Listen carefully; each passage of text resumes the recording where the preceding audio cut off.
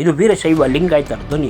ಆತ್ಮೀಯ ಬಂಧುಗಳೇ, ಸುಮಾರು 4 ವರ್ಷಗಳ ಹಿಂದೆ ನಮ್ಮ ಹಿರಿಯ ಪೊಲೀಸ್ ಅಧಿಕಾರಿಯಾಗಿದ್ದಂತಹ ಮಲ್ಲಿಕಾರ್ಜುನ್ ಬಂಡೆ ಕಾಂಟ್ರಾಕ್ಟ್ ಕಿಲ್ಲರ್ ಅವರ ಗುಂಡಿಗೆ ಬಲಿಯಾದರು. ಆ ಬಲಿಯಾದ ದಿನ ಇಡೀ ಕರ್ನಾಟಕದ ಎಲ್ಲ ವರ್ಗದ ಜನರು ಸಿಡಿದೆದ್ದಿದ್ದರು. ಆದರೆ ನಮ್ಮ ನಾಯಕರು, ನಮ್ಮನ್ನಾಳುವ ಶಾಸಕರಾಗಲಿ, ನಮ್ಮನ್ನಾಳುವ ನಾಯಕರಾಗಲಿ, ನಮ್ಮ ಸಮಾಜದ ಹಿರಿಯ ಮುಖಂಡರಾಗಲಿ ಅದರ ಬಗ್ಗೆ ಸೊಲ್ಲೆ ಎತ್ತಲಿಲ್ಲ. ಅದಕ್ಕೆ ಅಲ್ಲ ಬಂಧುಗಳೇ, ಯಾವುದೇ ವಿಚಾರ ನಡೆದರೂ ನಮ್ಮ ಶಾಸಕರಾಗಲಿ, ನಮ್ಮ ಸಂಸದರಾಗಲಿ, ನಮ್ಮ ನಾಯಕರಾಗಲಿ ಯಾವುದೇ ವಿಷಯದ ಬಗ್ಗೆ ತಲೆ ಕೆಡಿಸಿಕೊಳ್ಳುವುದೇ ಇಲ್ಲ. ನಿಜಕ್ಕೂ ದುರಂತ. ಇಂಥ ಒಬ್ಬ ರಾಜಕೀಯ ವ್ಯಕ್ತಿಗಳು ನಮ್ಮ ಸಮಾಜದಲ್ಲಿದ್ದಾರೆ ಎಂದರೆ ನಮಗೆ ಅಸಹ್ಯವಾಗುತ್ತದೆ ಎಂದು ಹೇಳಬಹುದು ಬಂಧುಗಳೇ. ನೋಡಿ, ಮಲ್ಲಿಕಾರ್ಜುನ್ ಬಂಡೆಯವರು ನಿಷ್ಠಾವಂತ ಪೊಲೀಸ್ ಅಧಿಕಾರಿ. ಅವರ ಹತ್ಯೆ ಆಯಿತು. ಆದರೆ ಆ ಹತ್ಯೆಯ ನಂತರ ಏನಾಯಿತು ಎಂಬುದನ್ನೇ ನಮ್ಮ ಜನ ಮರೆತಿದ್ದಾರೆ. ಅದರ ಬಗ್ಗೆ ಯೋಚನೆಯೂ ಮಾಡದ ನಮ್ಮ ಶಾಸಕರು ನಮ್ಮಲ್ಲಿದ್ದಾರೆ. ಅದೇ ರೀತಿ ಬಂದರೆ ಹುಬ್ಬಳ್ಳಿಯಲ್ಲಿ ತಮಗೆಲ್ಲ ಗೊತ್ತಿದೆ, PUC ಓದುತ್ತಿದ್ದಂತಹ ನೇಹಾ ಹಿರೇಮಠ್ ಅವರನ್ನು ಫಯಾಜ್ ಎನ್ನುವ ಮುಸ್ಲಿಂ ಯುವಕ 14 ಬಾರಿ ಚುಚ್ಚಿ ಕಾಲೇಜ್ ಕಾಂಪೌಂಡ್ನಲ್ಲೇ ಕೊಲ್ಲುತ್ತಾನೆ ಎಂದರೆ ನೋಡಿ ನಮ್ಮ ಪರಿಸ್ಥಿತಿ ಎಲ್ಲಿಗೆ ಬಂದಿದೆ. ನಮ್ಮ ವೀರಶೈವ ಲಿಂಗಾಯತ ಒಂದು ಸಮಾಜದ ಹುಡುಗಿಯನ್ನು ಈ ರೀತಿ ಕೊಂದಂತಹ ಫಯಾಜ್ ಅವರನ್ನು ಗಲ್ಲಿಗೇರಿಸಿ ಅಥವಾ ಅವರಿಗೆ ಕಠಿಣವಾದ ಶಿಕ್ಷೆಯನ್ನು ಕೊಡಿ ಎಂದು ಸಂಘ ಸಂಸ್ಥೆಗಳು ಕೇಳಿದಿವೆ ಹೊರತು ಯಾವುದೇ ಒಬ್ಬ ರಾಜಕಾರಣಿಯಾಗಲಿ ಸಂಸದನಾಗಲಿ ಧ್ವನಿಯೇ ಎತ್ತಲಿಲ್ಲ. ಇದಕ್ಕೂ ನಿಜಕ್ಕೂ ಅಸಹ್ಯವೆನಿಸುತ್ತದೆ ನಮ್ಮ ಶಾಸಕರನ್ನು ಕಂಡರೆ. ಇದೇ ರೀತಿ ಮತ್ತೆ ನಟ ದರ್ಶನ್ ಅವರು ಸಹ 8/6/24 ರೇಣುಕಾಸ್ವಾಮಿಯನ್ನು ಹತ್ಯೆ ಮಾಡುತ್ತಾರೆ. ಪವಿತ್ರ ಗೌಡ ಎಂಬ ಸಿನಿಮಾ ವಯ್ಯಾರದ ನಟಿ ಹಾಗೂ ನಟ ದರ್ಶನ್ ಅವರ ಗ್ಯಾಂಗ್ ಭೀಕರವಾಗಿ ಕೊಲೆ ಮಾಡುತ್ತದೆ. ಆಗಲೂ ಸಹ ನಮ್ಮ ಶಾಸಕರಾಗಲಿ ಸಂಸದರಾಗಲಿ ಧ್ವನಿ ಎತ್ತಲೇ ಇಲ್ಲ. ಇವರನ್ನೆಲ್ಲ ಕಂಡರೆ ಏನು ಹೇಳಬೇಕು ಹೇಳಿ. ಈಗ ಜಾತಿ ಗಣತಿಯ ಬಗ್ಗೆ ಬರುತ್ತಿದೆ. ಒಂದಿಬ್ಬರನ್ನು ಬಿಟ್ಟರೆ ಯಾವ ಶಾಸಕರು ಸಂಸದರು ಅದರ ಬಗ್ಗೆ ಧ್ವನಿ ಎತ್ತುತ್ತಾನೆ ಇಲ್ಲ. ಇವರಿಗೆ ಶಾಸಕರಾಗಲು ಯೋಗ್ಯತೆ ಇದೆಯೇ ಎಂಬ ಪ್ರಶ್ನೆ ಸಾರ್ವಜನಿಕ ವಲಯದಲ್ಲಿ ಕೇಳಿ ಬರುತ್ತಿದೆ. ಅಂತಹ ಸಾರ್ವಜನಿಕರು ಹಾಸನದಲ್ಲಿ ವಾಸವಾಗಿರುವ ವೀರಶೈವ ಲಿಂಗಾಯತ ಮುಖಂಡರು ಹಾಗೂ ನೇರ ನಿಷ್ಠುರವಾದಿಗಳಾದಂತಹ ಹಾಸನದ ಯಡಿಯೂರು ಕುಮಾರ್ ಅವರು ವೀರಶೈವ ನ್ಯೂಸ್ನೊಂದಿಗೆ ತಮ್ಮ ನೋವನ್ನು ಹಂಚಿಕೊಂಡಿದ್ದಾರೆ. ಅವರು ಏನು ಹೇಳುತ್ತಾರೆ ಕೇಳೋಣ ಬನ್ನಿ ಬಂಧುಗಳೇ.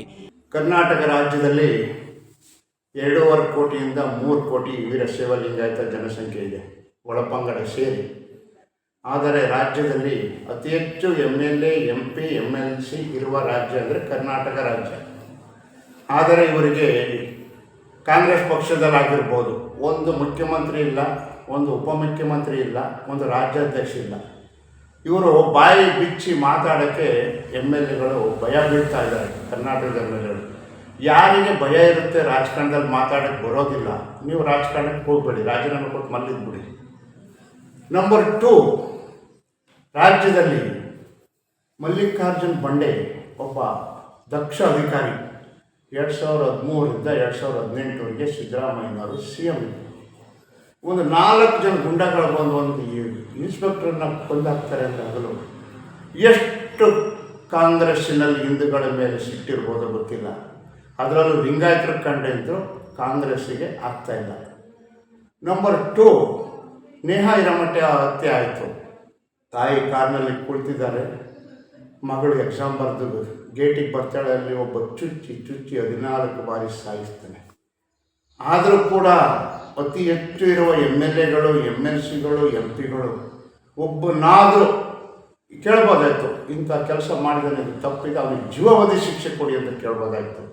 ಅದನ್ನು ಪಟ್ಟುಬಿಟ್ಟಂಗಿಲ್ಲ. ಏಕೆಂದರೆ ಇವರು ಲಿಂಗಾಯತರ MLAಗಳಿಗೆ ಏನಾಗಿದೆ ಅಂದರೆ ಭಯ. ಎಲ್ಲಿ ಮಾತಾಡಿದ್ರೆ ನನಗೆ ನೆಕ್ಸ್ಟ್ MLA ಸೀಟ್ ಸಿಗೋದಿಲ್ವೋ, MP ಸೀಟ್ ಸಿಗೋದಿಲ್ವೋ ಅಂತ ಭಯ ಇದೆ. ರೇಣುಕಾಸ್ವಾಮಿ ಹತ್ಯೆ ಆಯಿತು, ಆದರೂ ಕೂಡ ಇವರು ಧ್ವನಿ ಎತ್ತಲಿಲ್ಲ. ಅವನಿಗೆ ಒಂದು ಶಿಕ್ಷೆ ಕೊಡಿ, ಒಂದು 20 ವರ್ಷ ಅಂತ ಕೇಳ್ಬೋದಾಯಿತು. ಅದನ್ನು ಮಾಡಲಿಲ್ಲ. MLAಗಳು ಅತಿ ಹೆಚ್ಚು MLA ಇದ್ದಾರೆ ಕಾಂಗ್ರೆಸ್ನಲ್ಲಿ 35, BJPನಲ್ಲಿ 20. ಏನು ಮಾಡೋಕ್ಕೆ ಇವ್ರಿಗೆ ಮಾತಾಡೋಕ್ಕೆ ಬರ್ತಾಯಿಲ್ಲ. MLAಗಳು ಏನು ದುಡ್ಡು ಮಾಡೋಕ್ಕೆ ಸೇರ್ಕೊಂಡಿದ್ದಾರೆ, ಇಲ್ಲ ಅಧಿಕಾರಕ್ಕೆ ಮಜಾ ಮಾಡೋಕ್ಕೆ ಸೇರ್ಕೊಂಡಿದ್ದಾರೆ. ವೀರಶೈವ ಲಿಂಗಾಯತ MLAಗಳು ಗೊತ್ತಿಲ್ಲ. 3ನೇದಾಗಿ ಪಂಚಮಸಾಲಿ ಮಹಾಸ್ವಾಮಿಗಳು, ಮೃತ್ಯುಂಜಯ ಮಹಾಸ್ವಾಮಿಗಳು ಹೋರಾಟ ನಡೆಸಿದರು, ನಮಗೆ ರಿಸರ್ವೇಷನ್ ಬೇಕು ಅಂತ. ಅಲ್ಲಿ ಲಾಠಿ ಚಾರ್ಜ್ ಆಯಿತು, ಬುಲ್ಟಿ ಎಲ್ಲ ಹೊಡೆದಾಕ್ತಿದ್ರು, ರಕ್ತ ಸೋರಾಯಿತು, ಹಾಸ್ಪಿಟ್ಲಿಗೆ ಹೋದರು. ಆವಾಗಲೂ ಧ್ವನಿ ಎತ್ತಿಲ್ಲ MLAಗಳು.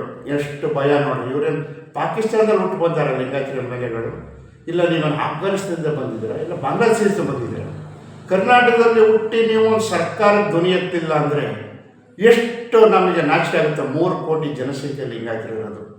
ನಂಬರ್ 4 ಒಬ್ಬ DC ಕ್ಲಾಸ್ 1 ಅಧಿಕಾರಿ. ಅಂಥರೂ ಸ್ವಾಮೀಜಿ ಪಕ್ಕ ಬಿಜಾಪುರದಲ್ಲಿ ಜನವರಿ ತಿಂಗಳಲ್ಲಿ ಕುಂತಿದ್ದಾರೆ. ಈ ದುರಂಕಾರಿ ಸಿದ್ದರಾಮಯ್ಯನವರು ಇಲ್ಲೇ ಆಗ ಕುಂತಿದ್ಯಾ, ಹೋಗ ಆಚೆ ಕಡೆ ಅಂತ ಕೇಳ್ತಾರೆ. ಒಬ್ಬರು IAS ಅಧಿಕಾರಿಗೆ ಇದು ಗೌರವ ಕೊಡತಕ್ಕಂಥ ಮಾತಾಡಿದ್ರು. ಎಷ್ಟು ಮಾಡಿ ಲಿಂಗಾಯತರು ಅಂದರೆ ಕಾಂಗ್ರೆಸ್ಸಿಗೆ ಆಗ್ತಾಯಿಲ್ಲ. ಸುಮ್ಮನೆ ಮೇಲ್ನೋಟಕ್ಕೆ 7 ಜನಕ್ಕೆ ಮಂತ್ರಿ ಕೊಡ್ತಾರೆ, 35 ಜನ ಗೆದ್ದಿದ್ದಾರೆ. ಅಂದಾಗಿ ಲಿಂಗಾಯತರು ಅಂದರೆ ಇವರು ಬಾಳೆದೆಲೆ ಮಾಡ್ಕೊಬಿಟ್ಟಾರೆ. ನಾವು ಹಬ್ಬದಲ್ಲಿ ಏನು ಮಾಡ್ತೀವಿ, ಫಸ್ಟ್ ಕ್ಲಾಸ್ ಒಬ್ಬಟ್ಟು ಊಟ ಮಾಡ್ತೀವಿ, ಬಾಳೆದೆಲೆ ತಿಂದಿಸ್ಬಿಡ್ತೀವಿ. ಹಂಗೆ ಇವರು ಒಳ್ಳೊಳ್ಳೆ ಹುದ್ದೆ ಇವ್ರಿಗೆ ಬೇಕು.